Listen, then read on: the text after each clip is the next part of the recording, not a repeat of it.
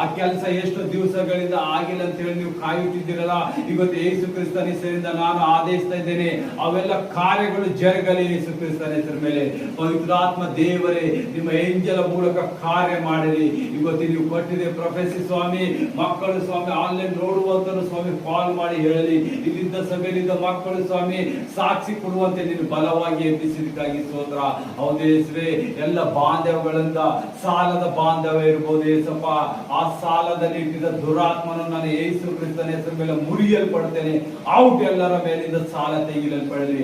ಕರ್ತನಾದ ಯೇಸು ನಿಮಗಾಗಿ ಆರಿಸಿದನೆ. ನೀವು ತಂದೆಯಾದ ಯೇಸು ಕ್ರಿಸ್ತನ ಮಕ್ಕಳಾಗಿದ್ದೀರಿ. ನೀವು ಸಾಲ ಕೊಡುವವರಾಗಿದ್ದೀರಿ, ಸಾಲ ತಗೊಮ್ಮವರಲ್ಲ.